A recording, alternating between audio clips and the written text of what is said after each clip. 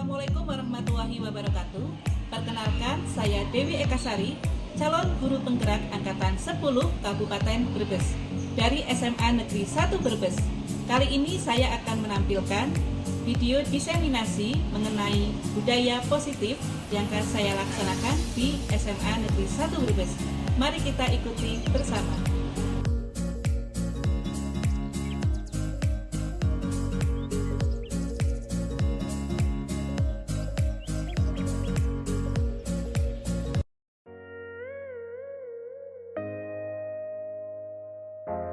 Video kali ini kita akan menampilkan paparan aksi nyata budaya positif di SMA Negeri 1 Brebes, meliputi disiplin positif, keyakinan kelas, teori motivasi, kebutuhan dasar manusia, 5 posisi kontrol, dan segitiga restitusi.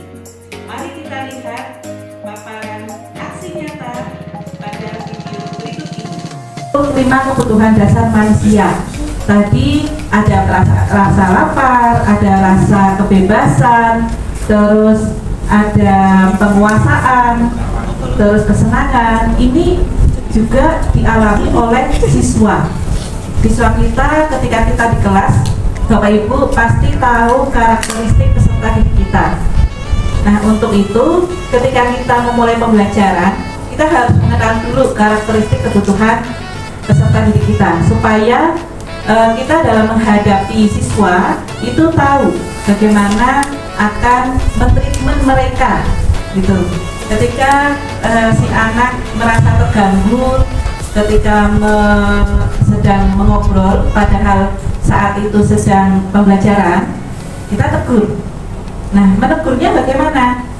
Menegurnya pasti Bapak Ibu memiliki kemampuan sendiri-sendiri ya, karena tiap guru memiliki karakteristiknya juga masing-masing. Ada yang santai, ada yang sambil guyonan, ada yang disiplin, seperti itu. Maka dari itu kebutuhan dasar manusia ini juga diharapkan siswa juga ingin seperti itu. Siswa ingin seperti itu. Contohnya ada kasus seperti ini. Nah, pertama ada studi kasus Ibu Suleha, guru wali kelas 9H, sedang bingung menghadapi ulah salah satu muridnya, yaitu Tommy. Beberapa anak telah mengeluhkan Tommy yang seringkali meminta bekal makan siang temannya dengan paksa. Jika saya atau Bapak Ibu sebagai Ibu Suleha, maka apa yang akan dilakukan? Menurut kita, Bapak atau Ibu yang ada di sini, kira-kira apa alasan Tommy melakukan hal itu? Ya, ada temennya bawa bekal, dipalak ya bahasanya ya. Kalau zaman kita dulu dipalak, sosis dipalak, apalagi dimsum dipalak, gitu. Es teh dipalak. Lanjut. Nah, ini alasan Tommy yang pertama karena dia lapar dan orang tuanya tidak membawakan bekal makan siang. Maka kebutuhan dasar yang sedang dia usahakan untuk dipenuhi adalah bahwa dia memiliki kebutuhan bertahan hidup atau survival. Dia ingin supaya tidak lapar lagi. Nah, dia minta ke temennya, tapi cara mintanya mungkin yang tidak sesuai sehingga temannya merasa tidak nyaman. Nah, selanjutnya ada juga karena dia merasa senang jadi temannya, ingin diperhatikan. Ketika temannya melaporkan tindakannya itu pada gurunya dan gurunya memberitahu ke orang tuanya, sehingga orang tuanya jadi memperhatikan dia. Ada kan yang pernah seperti Bu Ani sering ketemu nih anak-anak yang seperti ini mesti karena ingin diperhatikan oleh orang tuanya. Dengan saya Bu Ani pernah ketemu juga siswa yang dengan orang tuanya itu tidak responsif gitu ngobrolnya, malah sering diem-dieman. Tapi dengan Bu Ani luar biasa ceritanya, terbuka semua. Anak laki-laki ya Bu, pernah ya Bu yang seperti itu ada. Dan kebanyakan perempuan. Dan ternyata karena di rumahnya dia kurang terpenuhi kebutuhan akan perhatian. Ketika dimediasi oleh Bu Ani dan dari Bu Ani ke orang tuanya memahami, oh ternyata anak saya pengennya seperti ini kan, gitu. Jadi karena si Tommy ini ternyata ingin diberi kasih sayang oleh temannya, oleh gurunya maupun oleh orang tuanya, dan ingin diterima, diperhatikan seperti itu. Yang selanjutnya, nah, ternyata dari motivasi dan 5 kebutuhan dasar manusia ini saling berkaitan di Bapak Ibu, karena kalau kita motivasinya selalu dari eksternal, nanti kita tidak bisa menghargai diri sendiri. Maka dari itu motivasinya itu harus dari internal. Saya mau melakukan ini karena saya mengharapkan apa. Tapi tadi seperti Bapak Kepala Sekolah bilang, semuanya itu ada stimulusnya, ada yang memulai.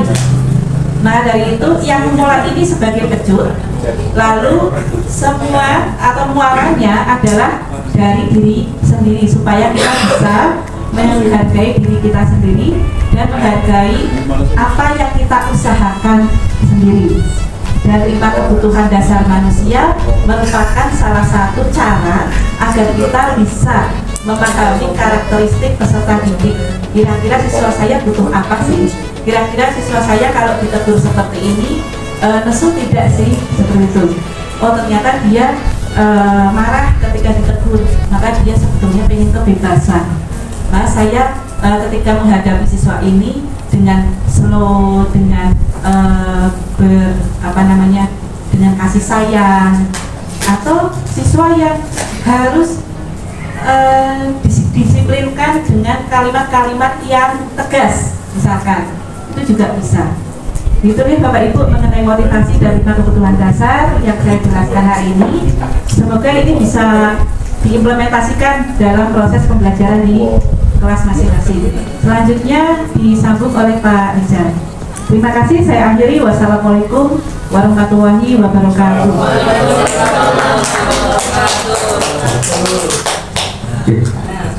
Terima kasih Bu Dewi atas kesempatannya.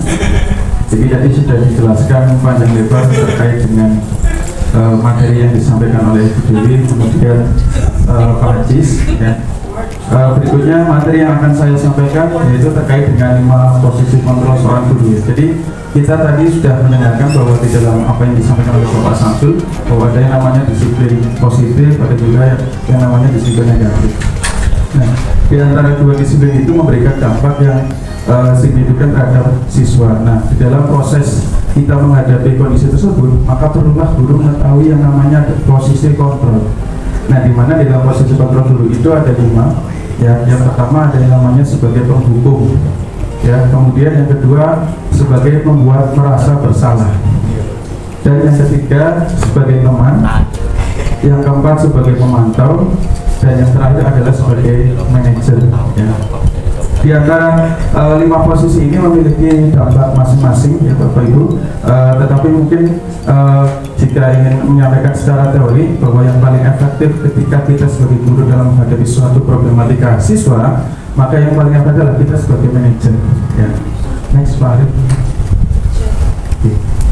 Oke. Nah, posisi kontrol penghukum dan pembuat merasa bersalah masuk dalam perilaku kontrol negatif, ya, dan termasuk identitas yang gagal, sehingga posisi kontrol teman dan pemantau termasuk dalam perilaku kontrol positif. Sedangkan posisi kontrol manajer adalah sebagai kontrol diri. Posisi kontrol guru sebagai teman, pemantau, dan manajer termasuk dalam identitas yang sukses, ya. Kemudian untuk posisi kontrol penghukum, membuat merasa bersalah teman dan pemantau merupakan motivasi eksternal untuk murid. Ya, jika guru menempatkan diri dalam posisi manajer, maka yang akan dihasilkan adalah motivasi intrinsik atau motivasi yang ada dalam diri murid itu sendiri. Ya, sebagai guru, ya, yang saya akan berusaha untuk memposisikan foto saya terhadap murid adalah sebagai manajer. Ya, sehingga muncul motivasi untuk memperbaiki masalah yang murid hadapi dari diri mereka sendiri. Ya, dengan harapan murid-murid saya menjadi manusia yang merdeka, disiplin dan bertanggung jawab. Oke. Nah, bisa dilihat di tabel Bapak Ibu ya. Jadi di depan itu adalah bagaimana ketika kita bersikap dalam beberapa posisi ya. Kalau kita lihat, mohon maaf, ya, ketika guru berbuat, mohon maaf kurang jelas, nanti mungkin PPT-nya bisa dibagikan di Bapak Ibu. Jadi ketika guru berbuat untuk perilaku penghukum, ya, guru itu biasanya bersifat menghardik, ya, menunjuk, ya, kemudian menyakiti dan menyindir hati murid-murid kita. Ya. Sedangkan ketika kita membuat rasa bersalah, maka guru itu lebih contoh kepada sebagai penceramah, ya. Kemudian menunjukkan kekecewaan yang begitu mendalam. Gitu. Kemudian ketika kita sebagai teman, maka kita berusaha untuk membuat alasan-alasan di mana murid-murid itu merasa nyaman seperti halnya kita ketika berkomunikasi dengan kita sendiri. Gitu.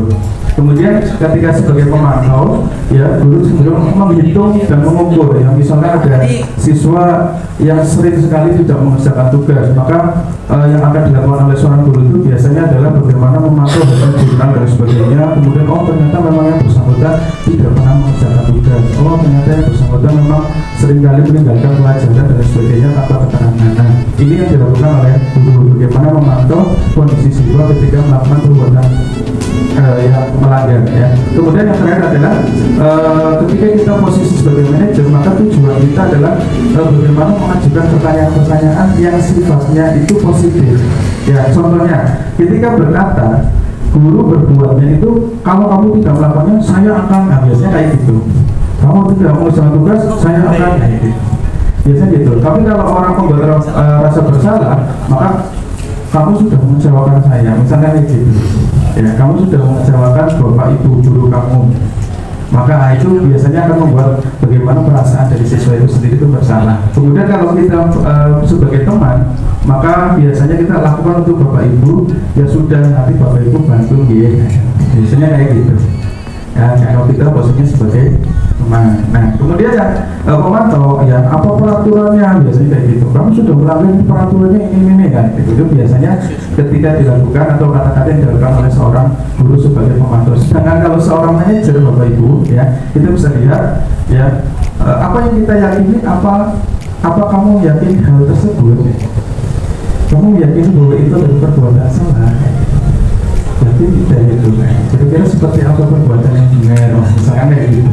Nah, itu perbedaan antara posisi guru ketika berkata baik sebagai penghukum, kemudian membuat rasa bersalah, teman, pemantau, maupun sebagai manajer. Hasilnya apa Bapak Ibu? Ya, ketika kita berbuat sebagai penghukum, maka siswa cenderung memberontak, ya, dan akan menjadi pendendam. Nah, tadi yang sudah disampaikan oleh Bu Dewi, ya, jadi karena kita posisi kontrolnya sebagai penghukum, maka yang terjadi adalah seperti itu, memberontak, ya, pendendam, kemudian menyalahkan orang lain, seperti itu. Kemudian ketika kita menjadi seorang pembuat orang merasa bersalah, maka yang kita lakukan adalah apa? Hasilnya menyembunyikan atau menyangkal dan berbohong.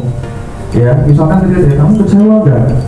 Padahal kecewa ngomongnya tidak, misalnya kayak gitu. Nah, hasilnya apa? Ya berbohong. Nah, kalau ke teman, nah ini kita udah. Ketika kita selalu membantu sebagai teman, dan guru sebagai partner yang baik pada siswa, nanti akhirnya yang terjadi adalah ketergantungan. Jadi siswa selalu anak guru emang ingin deh, kalau masalah Pak nanti diajarin gitu. Nah, kemudian yang ke pemantau, menyesuaikan bila diawasi, ya, biasanya kayak gitu. Kalau dia nggak diawasi, ya mana? Ya, misalnya berangkat sekolah, kalau nggak ada guru, ya mohon maaf ya, gitu Pak, nggak pakai dasi, kemudian sabuknya nggak dipakai, atau sabuknya sekolah lain, kayak gitu. Tapi kalau pemantau langsung dasnya dipakai, maka biasanya makanya di depan gerbang, biasanya seperti itu. Dan ketika kita sebagai manajer, maka hasilnya adalah kita bisa mengangkat sebagai watak atau sebagai karakter, gitu. Seperti itu Bapak Ibu. Next slide. Ya, ini dampak yang akan dikatakan oleh murid, ya, nanti bisa kita share sendiri nanti materinya, biar nanti Bapak Ibu bisa langsung menonton. Next Pak Adi. Ya, begitu berikutnya adalah terkait dengan segitiga restitusi ya, restitusi ya. Mohon maaf ya, restitusi Pak Haji. Ya. Konstitusi ya? Iya bukan. Jadi segitiga restitusi itu apa? Adalah suatu langkah untuk berkolaborasi dengan murid dalam menemukan solusi dari masalah murid. Ya, jadi ketika kita menghadapi masalah murid ada langkah-langkah yang harus kita lakukan. Nah, saat ini kita sebut dalam teorinya adalah segitiga restitusi. Ya, ada 3 tahapan segitiga restitusi, yaitu menstabilkan identitas, validasi tindakan salah, dan menanyakan keyakinan.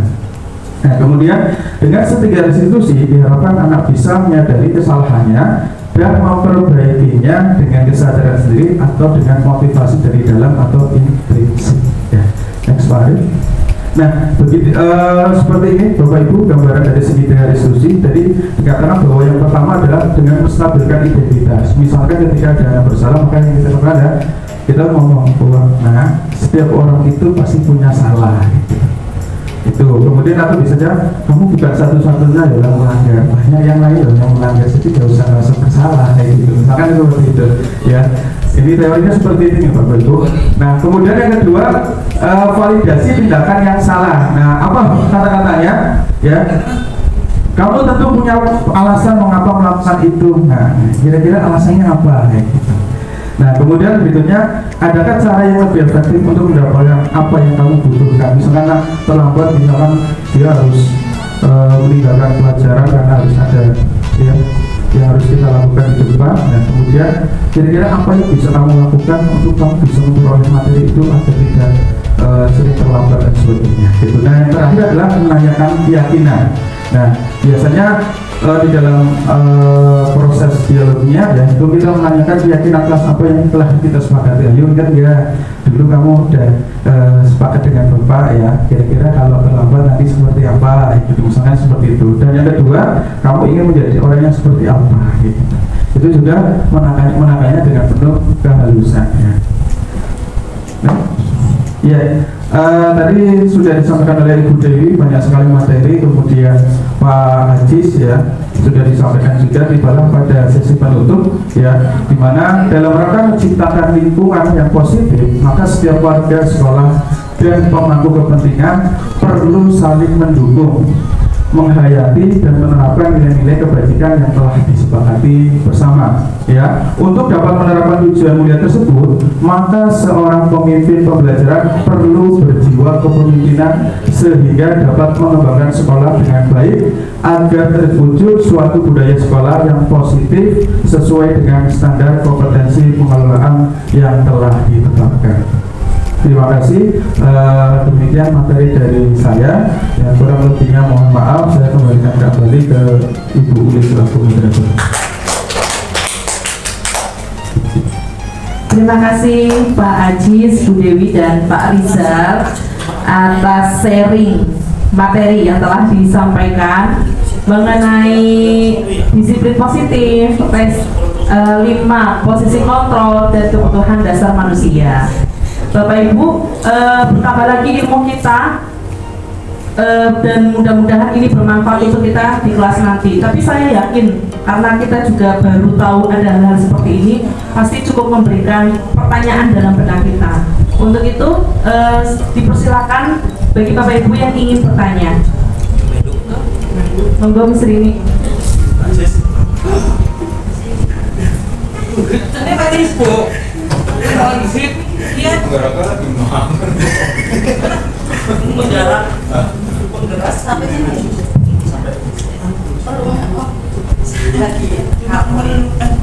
Ya, terima kasih. Assalamualaikum warahmatullahi wabarakatuh. Ya, pertama saya mengucapkan selamat kepada 3 orang rekan kita yang sudah mempresentasikan diseminasi terkait dengan kegiatan guru penggerak angkatan 10. Ada beberapa pertanyaan yang ingin saya tanyakan. Yang pertama adalah terkait dengan kegiatan guru penggerak, apakah tadinya sudah dipresentasikan hanya ditujukan dari guru kepada peserta didik, ataukah ada keterlibatan dengan guru-guru lain yang nanti bisa menunjang kegiatan belajar peserta didik? Kemudian yang kedua, Saya tertarik dengan statement Bapak Kepala Sekolah. Kayaknya janggal aja sih kalau misalnya ada statement disiplin positif, berarti lawannya kan disiplin negatif. Tadi jawabannya lebih mengarah ke faktor eksternal dan intrinsik. Saya sih merasa kayaknya definisinya nggak seperti itu deh. Apakah hanya semata-mata disiplin positif berarti disiplin yang berawal dari si diri peserta didik itu sendiri misalnya, ataukah ada faktor yang lain? Karena yang namanya disiplin pasti muaranya melakukan tindakan-tindakan yang positif, terlepas itu dari diri sendiri maupun dari pihak luar. Contoh, ketika setiap pagi sebelum jam 7 saya sering jumpai di kesiswaan maupun di SMP 2K berdiri gitu ya, untuk menunjukkan bahwa budaya positif masuk sekolah itu harus terus dilaksanakan sebelum jam 7 sudah berada di dalam lingkungan sekolah. Walaupun itu faktornya dari luar, tapi kan mau tidak mau dari peserta didik ada rasa malu untuk datang terlambat. Yang kedua, kemudian yang ketiga ini agak banyak karena saya rasa penasarannya tinggi, jadi mohon dijawab dengan lugas ya. Tadi yang disampaikan memang masih dalam tataran teori ya, dan ada beberapa contoh yang sederhana seperti si Tommy dan Ibu Zulaiha tadi. Yang ingin saya tanyakan adalah terkait dengan motivasi Bu Dewi. Motivasi tadi Bu Dewi memaparkan ada yang tingkat rendah, ada yang tingkat tinggi. Kalau yang sampai tingkat tinggi, peserta didik mampu memotivasi diri, menghargai dirinya, dan apapun pencapaian yang dia peroleh, entah itu baiknya atau buruknya, dia bisa menerima. Mungkin yang harus diantisipasi adalah atau perlu disikapi peserta didik yang dia sudah berusaha sebaik mungkin, tapi ketika dia berusaha untuk menghargai dirinya sendiri, dia pun bermasalah gitu loh. Dan itu seringkali terjadi, tidak diungkapkan. Dia stay cool, seolah-olah tidak apa-apa, tapi ternyata di dalam dirinya itu ada pergolakan batin. Nah, gimana cara kita mengatasi peserta didik dalam kondisi yang seperti itu? Kemudian yang keempat, ya banyak ya, nggak apa-apa ya, diborong nggak apa-apa ya, mungkin nanti Bapak Ibu Guru mau tanya ya silakan. Saya minta tolong slide yang penutup Pak Arif, tolong nih. Yang penutup yang tadi ya. Nah, ini sangat menarik ya. Kata-kata penutupnya ini dalam rangka menciptakan lingkungan yang positif, maka setiap warga sekolah dan pemangku kepentingan perlu saling mendukung, gitu ya. Saya garis bawahi, perlu saling mendukung, menghayati dan menerapkan nilai-nilai kebajikan yang telah disepakati bersama. Berarti warga sekolah ini tidak hanya skopnya guru dan peserta didik, ada juga seperti bagian tata usaha, kemudian bagian keamanan, bagian penjaga kantin, penjaga sekolah. Nah itu kan juga termasuk warga sekolah. Nah terkait dengan program-program sekolah di mana melibatkan warga sekolah, ini saya tidak ingin di antara kita sebagai rekan guru itu ada friksi yang dimana berkaitan dengan tugas kita masing-masing selain mendidik, mengajar, membina, melatih, mengarahkan gitu ya. Kalau misalnya mengacu pada undang-undang guru ya atau Sisdiknas ya. Nah, paling tidak ini kan harus ada komunikasi yang apik, terutama antara pemangku sekolah dengan kita sebagai warga sekolah. Jangan sampai ada satu kebijakan yang itu berlaku untuk sebagian kaum-kaum tertentu, tetapi kaum yang lain itu tidak dilibatkan karena mungkin dalam tanda petik dia kurang aktif, dia kurang terlibat, dia pasif, dia tidak mendukung program-program sekolah gitu loh. Komunikasi ini penting gitu loh, tidak hanya dari pemangku kebijakan kepada kami guru yang akan melaksanakan, tapi juga keterlibatan dengan warga sekolah yang lain. Mungkin itu saja yang bisa saya sampaikan. Terima kasih. Wabillahi taufiq wal hidayah. Assalamualaikum warahmatullahi wabarakatuh. Waalaikumsalam warahmatullahi wabarakatuh. Terima kasih Miss Rini atas pertanyaan yang telah disampaikan. Berikutnya langsung saja dijawab oleh ketiga narasumber kita. Bu Dewi Ekasari bisa mengawali atau Bu disiplin positif. Ya. Saya awali dari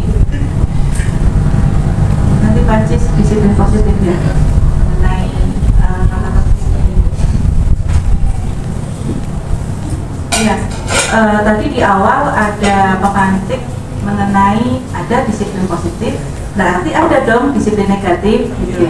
Apakah disiplin yang sudah kita laksanakan di sekolah itu kategori disiplin negatif atau positif?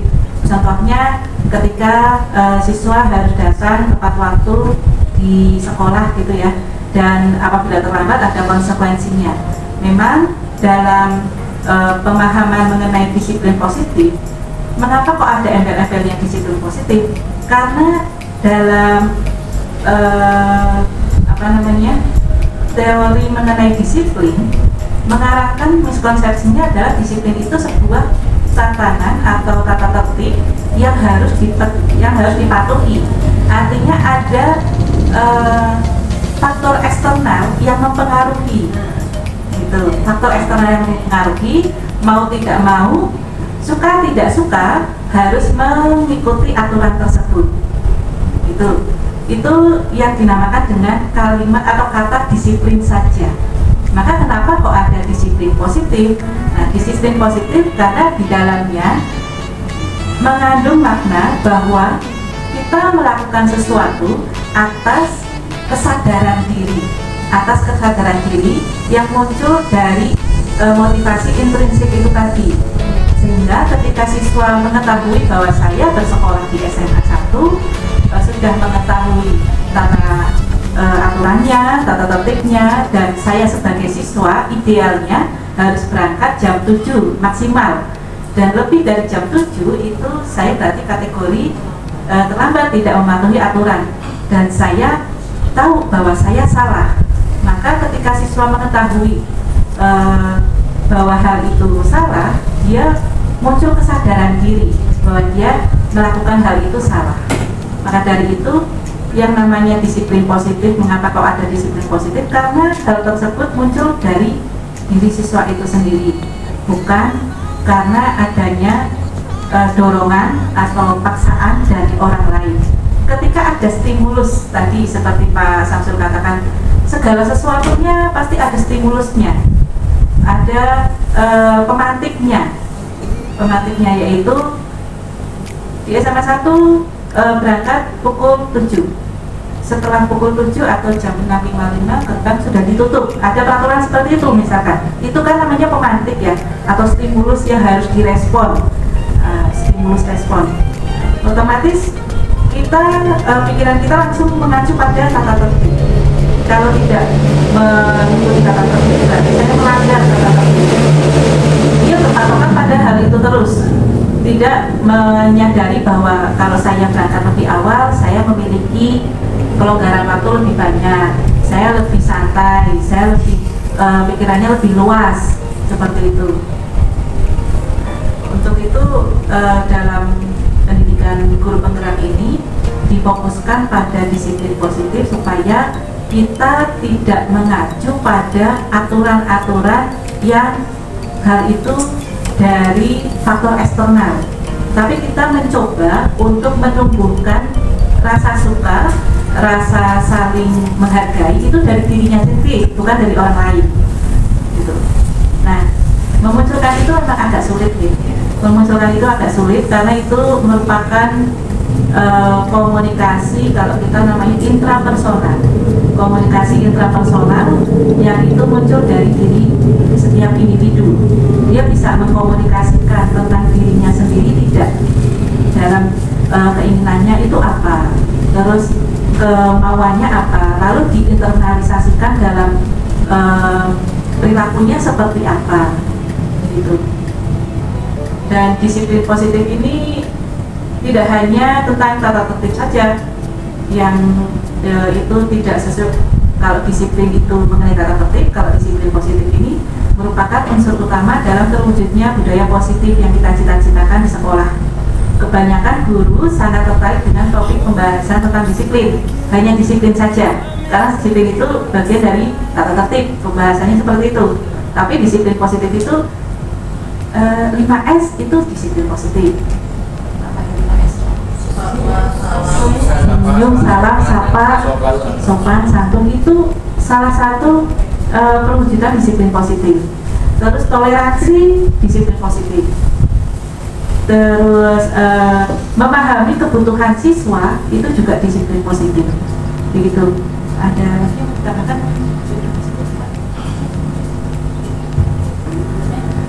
Ya, terima kasih. Tadi saya juga menyampaikan terkait dengan disiplin negatif juga, bahwa ternyata setelah saya baca itu bukan menurut saya juga, tapi ternyata ada. Ini salah satu tokoh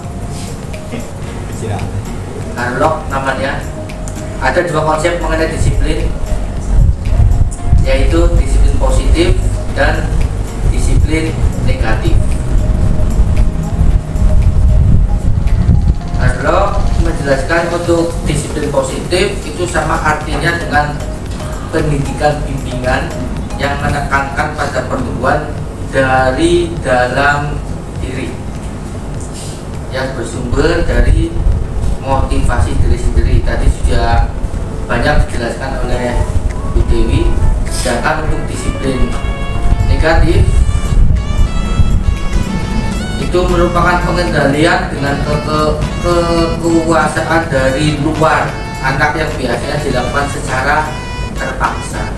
Tadi di awal juga saya menunjukkan bahwa salah satu contoh disiplin negatif itu kan salah satunya menghindari hukuman, takut hukuman, dan tidak dihukum.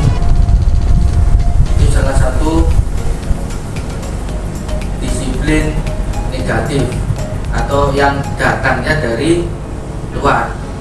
Terus menurut Otek Sutrisno dalam bukunya Sulistiono, buku panduan layanan konseling, itu juga menyebutkan bahwa disiplin negatif adalah suatu keadaan disiplin yang menggunakan hukuman atau ancaman untuk membuat orang-orang mematuhi perintah dan mengikuti peraturan hukuman tersebut. Ternyata ada di sini.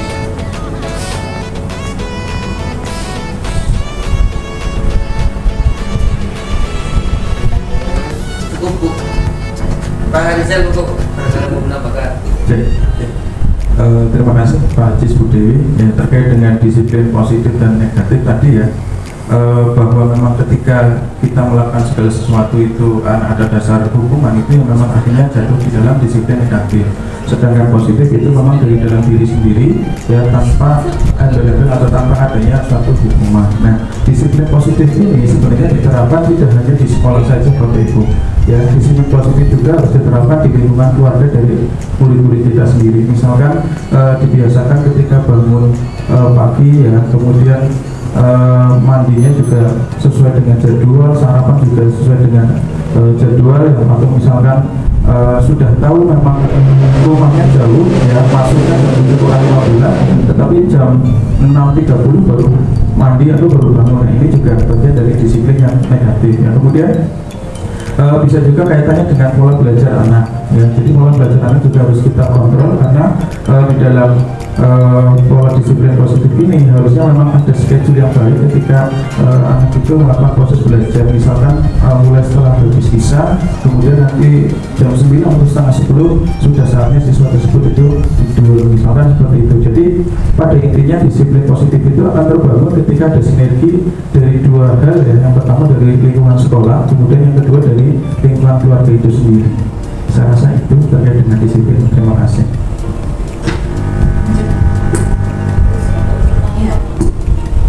Selanjutnya yaitu mengenai motivasi intrinsik.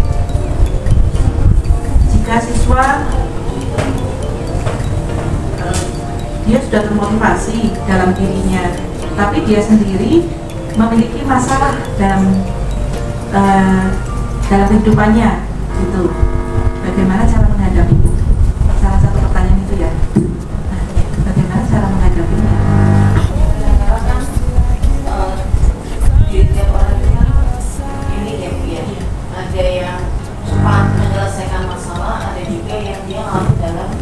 masalahnya. sendiri.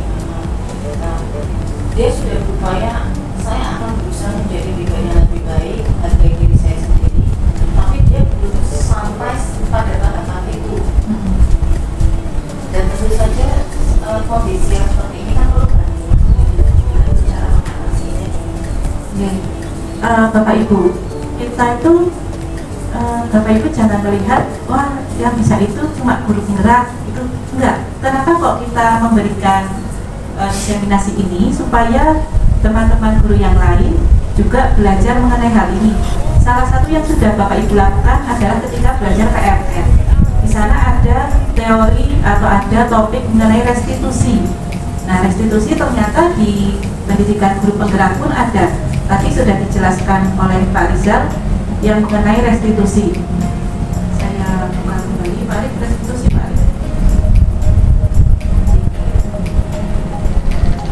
Nanti misalkan pastikan yang ketemu itu tuh bukan kita guru BK saja nih, yang ketemu masalah pasti Bapak Ibu guru yang lain pun pasti ketemu siswa yang memiliki masalahnya masing-masing. Dan kita harus punya kemampuan untuk menangani itu. Jangan wong siswa itu nyamannya sama Bapak Ibu kok tidak nyaman sama BK, malah dilempar ke BK. Kan kasihan siswanya, akhirnya tertumpuk-tumpuk masalahnya. Yang tadi dia aslinya bisa, tapi karena ada pergolakan di dalam batinnya, dan saya sudah curhat ke Miss, tapi Miss tidak merespon, misalkan malah melempar, akhirnya nggak jadi terentaskan masalahnya. Dan kita sebagai guru tidak harus guru BK, tidak harus guru penggerak, itu harus tahu bagaimana cara menghadapi siswa yang seperti itu. Yang pertama adalah salah satu yang bisa kita lakukan yang tidak memerlukan keahlian konseling, ya. Kalau Bu Ani, Bu Gita, Pak Elul, saya sendiri ini memiliki sertifikat konseling. Nah, Bapak Ibu bisa yang tidak harus belajar mengenai kalimat verbatim, kalimat yang untuk konseling itu, yaitu dengan segitiga restitusi atau restitusi. Yang pertama adalah menstabilkan identitas. Nah, di sini tadi Pak Rizal menyampaikan tentang segitiga restitusi, menstabilkan identitas. Jadi ada 3 tahapan. Yang pertama menstabilkan identitas, yang kedua validasi tindakan yang salah, yang ketiga adalah menanyakan keyakinan. Misalkan kita memiliki masalah apapun yang dihadapi oleh siswa, kita bisa menggunakan salah satu senjatanya ini. Tapi kalau Bapak Ibu guru BK itu menggunakan senjatanya banyak, ada 15 pendekatan kalau nggak salah. Apal semua nggak Pak Elo 15 pendekatan? 1. Dan kayaknya dua si Citok ya. Si ngapal si Citok. 15 pendekatan itu harus disesuaikan dengan masalahnya. Tapi kalau ke Bapak Ibu guru yang lain atau guru penggerak bisa menggunakan ini. Salah satunya menstabilkan emosi, yaitu caranya ini tanya. Ketika siswa merasa down banget, aku tuh pengen seperti itu, tapi itu saya kok tidak diterima ya di lingkungan tempat saya. Saya merasa dikucilkan sama teman saya merasa nggak punya teman. Padahal saya sudah berusaha untuk mendekati mereka. Saya tuh merasa tersiksa, saya tuh kayak dibully deh gitu. Pasti ujung-ujungnya saya itu pasti dibully deh. Nah, kita bisa menggunakan pertanyaan atau pernyataan. Setiap orang itu memiliki masalahnya masing-masing. Kamu pun juga pasti punya masalah. Salah satunya ini kan. Dan setiap orang itu memiliki kesalahannya masing-masing. Ibu juga punya masalah, ibu juga pernah salah, kamu pun ternyata punya salah. Salahmu apa, ayo? Dia bisa jawab pertanyaan itu. Iya Bu, salah foto nggak bisa bersosial misalkan. Nah, dia sudah mencari, dia sudah melakukan menstabilkan identitasnya bahwa saya tidak mampu bersosialisasi. Nah, ketemu identifikasi pertama. Lalu ditambah lagi pertanyaan, kamu tuh bukan satu-satunya orang yang punya masalah. Semua orang tuh punya masalah. Jadi kita ngobrolnya tuh dari hati ke hati, jangan dari hati ke hati. Kalau dari hati ke hati nanti diam-diaman.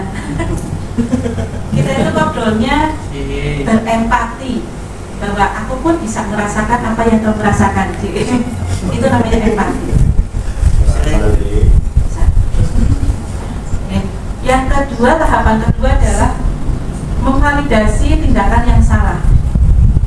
Dia tahu salah kalau saya tidak bisa bersosial, atau saya menarik diri dari teman-temannya sehingga saya tidak bisa punya banyak teman. Nah, pertanyaan yang harusnya kita lakukan adalah tidak menjudge bahwa dia itu salah, tapi adakah cara yang lebih efektif kalau kamu bisa diterima teman-teman kamu? Kamu punya cara nggak biar bisa dekat sama teman-teman kamu? Jadi keputusan itu tidak dari saya si konselor atau saya si guru, tapi siswa menemukan caranya sendiri. Dalam coaching gitu, Pak Haji, kalau sama anak-anak biasanya lebih dekat karena cara ngobrolnya sudah seperti itu. Ya, jadi tidak menjudge, langsung menyalahkan mereka. Kamu tentu punya alasan kenapa kamu melakukan itu. Kamu tentu punya alasan kenapa kamu menarik diri. Iya Bu, karena saya merasa malu misalkan. Kamu tahu tidak caranya supaya kamu tidak merasa malu di lingkungan kamu? Jadi nanti kita ajak siswa untuk berpikir mengenai kesalahan-kesalahannya, sehingga dia menyadari bahwa hal itu salah. Kalau kamu menarik diri itu salah. Kalau kamu menyalahkan temanmu kalau dia membuli itu salah. Seperti itu. Lalu menanyakan keyakinan, kamu akan melakukan apa supaya kamu bisa diterima teman-teman kamu. Oke Bu, saya besok mau coba untuk ngajak makan. Ya, karena saya pernah menemui yang seperti itu. Oke Bu, besok saya akan ngajak dia sholat masjid. Nah, sekali ngajak sholat, berikutnya dia yang dirasakin tuh dan sholat.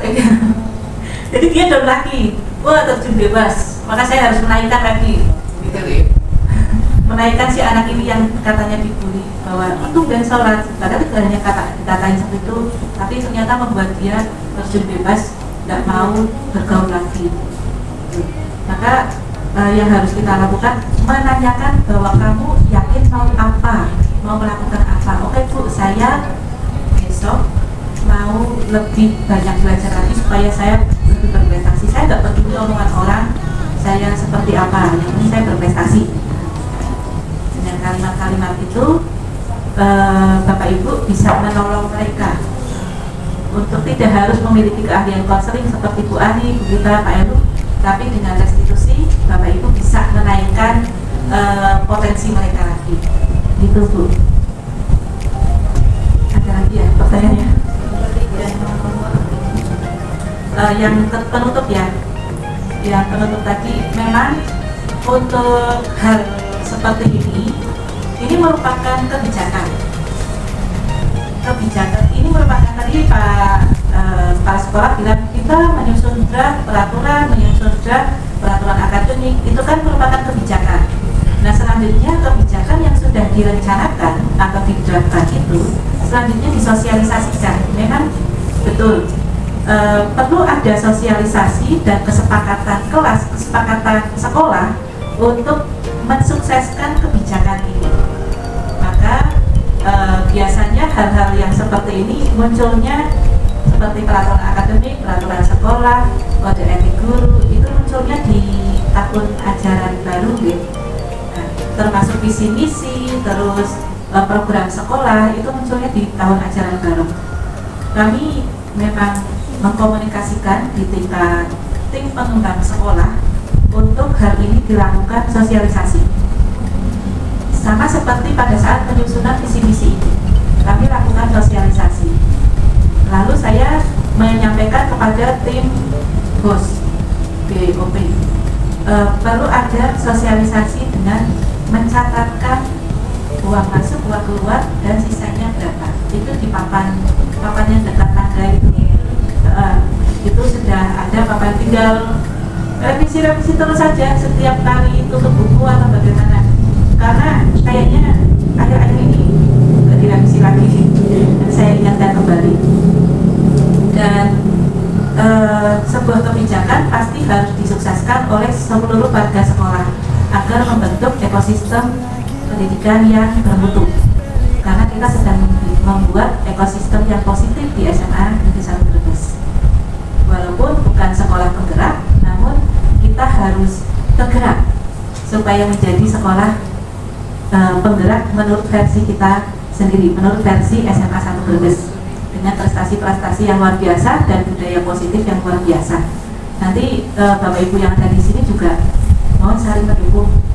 Ada tim FLS 2N, ada tim TIR, ada tim OSN. Nanti mohon saling mendukung untuk mensukseskan ekosistem pendidikan supaya SMA 1 lebih berprestasi lagi. Itu Bu, pasti kami sosialisasikan setahap demi setahap.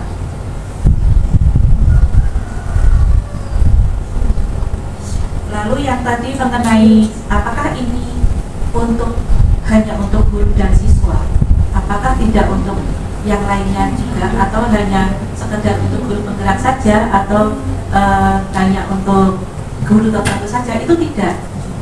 Ini yang kami terapkan, yang kami sosialisasikan mengenai posisi kontrol, restitusi, itu teori yang harus kita pahami ketika menghadapi siswa, itu saja.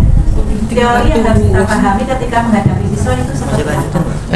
Salah satunya menggunakan beberapa 6 tadi.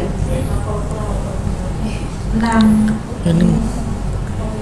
Nah ini konsep yang harus dikuasai Pak Ari. Ada disiplin positif, motivasi perilaku, keyakinan kelas, kemampuan dasar manusia, posisi kontrol restitusi, dan restitusi. Itu modal kita ketika kita membentuk atau membuat kelas kita menjadi positif. Kita skup kecilnya adalah kelas kita menjadi positif. Ya, kita menguasai 6 konsep ini dulu. Konsep inti yang harus dikuasai guru itu ini 6. Tidak harus kuliah psikologi, tidak harus kuliah konseling, Bapak Ibu bisa menggunakan restitusi. Tidak harus kita kuliah manajemen, kita bisa belajar menggunakan posisi kontrol. Tidak harus kuliah TK, kita sudah tahu kebutuhan dasar manusia dan motivasi dari teori-teori. Itu Bapak Ibu, itu ini pertanyaannya yang semoga bisa menjawab. Insya Allah terjawab, tapi memang untuk melaksanakan ini secara ideal kadang-kadang jauh panggang dari api ya. Ya betul.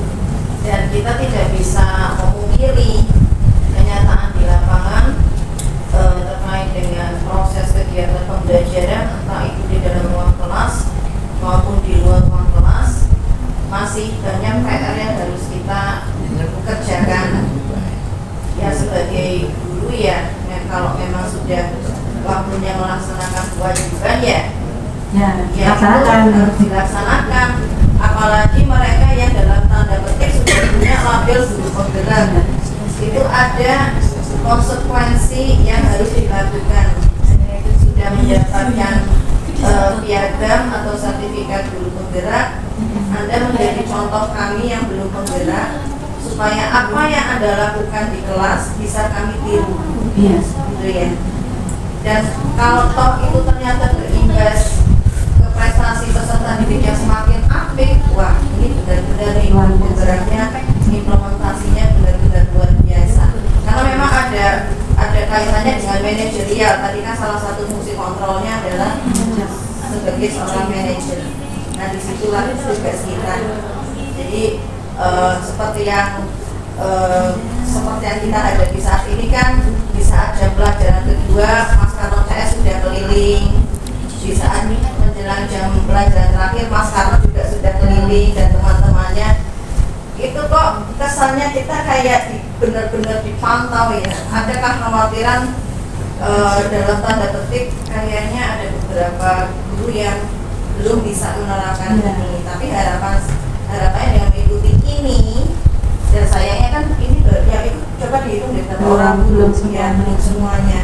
Ini segera disosialisasikan supaya budaya positif, kok saya lebih nyaman pakai istilah budaya positif ya daripada disiplin positif ya, itu bisa jadi acuan SMA 1 Brebes, acuan untuk SMA yang ada di sekitarnya. Iya, Kurang lebih seperti itu. Ini juga saya go straight to the point. Saya kalau ngomong kan langsung ya memang saya jumpai itu ada beberapa kelas yang saya tanya gurunya kemana, tugasnya apa, kok saya jadi grentes ya. Grentesnya tuh gini, anak-anak itu datang ke SMA 1, daftar di SMA 1, ekspektasinya itu tinggi, tidak hanya anaknya, orang tuanya, karena harapan mereka anak mereka mendapatkan pendidikan yang baik, pembelajaran yang baik dari bapak ibu guru yang kalau sudah di SMA 1 kualitasnya oke. Tapi sayangnya saya itu sering dengar dari orang tua yang bergurau. Ya saya kan hanya mengatakan gini, biasanya bapak ibu kalau kayak gitu guru tersebut ada tugas. Saya kalau bagaimanapun harus mengedepankan jiwa korsa ya. iya. Saya nggak mungkin bilang ini kan internal kita nggak boleh ngeluarin statement yang nggak baik tentang sekolah kita. Ada tugas, biasanya ada apa istilahnya dinas luar, ada BPG, ada apa yang mohon maklumnya. Tetap dipantau saja bapak ibu rambutnya bekerja di rumah. Itu yang bisa saya lakukan. Tapi ini tolonglah, terutama yang di sini kan banyak yang muda-muda ya, kelahiran 80-an, 90-an, P3 K keluar itu luar biasa. Alhamdulillah banyak orang yang diterima P3 K PFS, masih banyak yang memakai Pak Alfian, Pak Aceh dan Pak. Insya Allah Amin. rezekinya lancar. Betul. Ya. Amin. Nah, jadi saya ingin dengan apa yang saya sampaikan itu ada rasa semangat dari teman-teman untuk mengajar anak-anak kita. Lakukanlah mereka seperti anak kita sendiri. Saya mungkin kalau mau ideal seperti itu nggak bisa, terus terang saya nggak sanggup. Itu ideal banget. Iya, memang. Jadi apa istilahnya, pemantau lah, pembuat rasa salah lah, terus apalagi itu. Pengen arahnya ke manajer. Iya, itu tidak harus dilakukan seperti Iya, itu. tapi kan Iya. idealnya kalau dia sampai itu kan anaknya luar biasa sekali. Jadi ini kalau memantau, misalkan memantau itu malah jangan dilakukan. Ada guru yang sukanya memantau itu ya, memantau itu malah tidak boleh dilakukan. Terus jadi apa? Membuat rasa bersalah. Kamu nggak merasa kasihan sama ibu sudah masuk loh dari tadi, kok kamu leha-leha itu tidak boleh. Yang baik itu dia harus jadi manajer. Nah di situ kan manajer teorinya ada yang seperti apa pengaturan-pengaturan. Jadi yang pemantau ya itu nggak boleh dilakukan. Guru yang terbaik adalah guru yang bisa menjadi manajer, posisi manajer ya. Tapi itu boleh dilakukan pada kondisi-kondisi tertentu. Hindari karena tadi di awal disiplin aja itu sesuatu yang negatif. Kalau hanya kalau kata disiplin, yang baik itu adalah disiplin positif. Disiplin itu ada unsur tata tertib, aturan, hukuman gitu. Jadi yang mindsetnya kita adalah disiplin positif. Jadi mengenai pemantau, kita sebagai pemantau, guru membuat rasa bersalah itu tidak perlu kita lakukan. Makanya kita menginternalisasikan dalam diri itu sebagai posisi manajer. Kita pelajari itu bagaimana menjadi seorang guru yang dengan posisi manajer. Jadi yang 4 itu diupayakan jangan sampai dilakukan lagi. Iya, iya. Kalau toh kadang-kadang kalau kita ngajarkan learning by doing ya. Kadang-kadang mau kontrol juga ya, manusiawi sih nggak bisa dipungkiri itu betul. sering terjadi. Apalagi yang BK ya. Kamu udah pakai tapi enggak. Nah, paling tidak harus ada upaya untuk menempatkan posisi kontrol guru sebagai manajer ya. Iya. Kita targetnya ke situ ya. Ada apa yang mau menambahkan lagi Pak Haji mungkin? Oke, ya terima kasih semuanya. Wabarakatuh. Orang-orang, saya hanya ingin menambahkan sedikit untuk semuanya. Terima kasih kepada Dewi, Pak Aziz, Pak Rizal sudah menjelaskan semua itu. Dan itu memang Bapak Ibu guru, terutama yang tidak ikut guru penggerak, memang harus sosialisasikan memang. Karena ya kita dapat itu yang banyak di guru penggerak. Ya bahkan guru penggerak pun sendiri ya masih banyak yang bingung tentang itu sebenarnya. Pada kenyataannya seperti itu. Nah maka dari itu Bapak Ibu guru penggerak ya perlu mensosialisasikan itu ke seluruh sekolah. Harusnya tentang itu semua Dewi harusnya seperti itu. Presentasi DW, syukur-syukur yang di kelasnya. Jadi kita tangkap realnya. Kalau ini kan masih tatanan teori. Asli nyatanya langsung nyata gitu ya Miss ya. Jadi misalnya kayak Pak Haji nih ngajar, sudah menerapkan tentang posisinya sebagai manajer, sudah menerapkan segitiga restitusi seperti apa ini. Itu ada videonya. Nah itu nanti dipresentasikan di teman-teman. Ini kasus yang saya hadapi ketika pembelajaran di kelas, penanganannya seperti ini. Jadi udah lepas dari ini. Bisa kalau udah lulus semua ya kita tampilkan Nah, video-videonya. Karunya nih. Nanti bisa ditampilkan video-videonya. Dan kalau menurut saya tadi yang sudah dijelaskan oleh ketiga pembicara di depan sudah sangat jelas sekali menurut saya, sudah sangat bagus. Dan nanti memang segitiga restitusi itu ada terusannya Bu. Memang seperti kita coaching tadi, kita sebagai coaching, sebagai coach. Nah itu nanti ada caranya, tadi di paket 3 ya Bu Dewi ya. Itu nanti ada terusannya. Mungkin ya nanti bisa di-share lagi Bu Dewi saat itu. Iya. Itu aja dari saya sih, terima kasih. Iya. Banyak gitu aja. Terima kasih Pak Haji atas masukannya.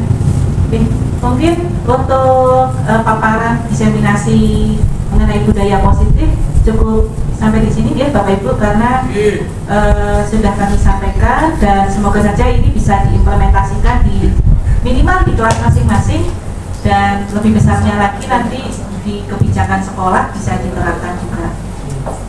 Saya kembalikan ke MC Bu Uli.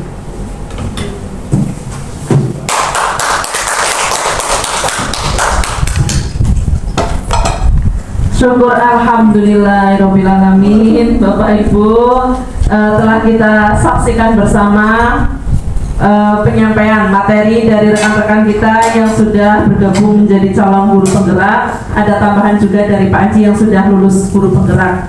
Terima kasih Bapak Ibu yang sudah membagikan pengalamannya, ilmunya untuk kami yang belum sampai ke tahap itu. Mudah-mudahan ilmunya bermanfaat untuk kami, bisa kami praktekkan di kegiatan pembelajaran, dan tentu saja semangat untuk mengikuti guru penggerak juga menular untuk kita semua.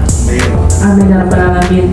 Baik Bapak Ibu, sudah waktunya kita akhiri kegiatan hari ini. Insya Allah hari ini kegiatannya sangat bermanfaat bagi kita semua, dan tepuk tangan untuk Bapak Ibu yang sudah menyampaikan materi dengan begitu luar biasa. Terima kasih, saya akhiri. Wassalamualaikum warahmatullahi wabarakatuh. Waalaikumsalam warahmatullahi wabarakatuh. Demikian diseminasi mengenai budaya positif yang kami lakukan di SMA Negeri 1 Brebes.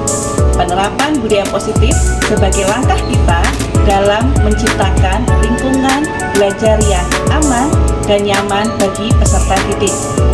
Di antaranya dengan menggunakan disiplin positif, penggunaan 5 posisi kontrol yang tepat, mengetahui kebutuhan murid, motivasi belajar murid, dan penggunaan segitiga restitusi dalam penanganan masalah siswa. Semoga video ini dapat menginspirasi rekan-rekan calon guru penggerak dalam menerapkan budaya positif di sekolah. Terima kasih. Wassalamualaikum warahmatullahi wabarakatuh.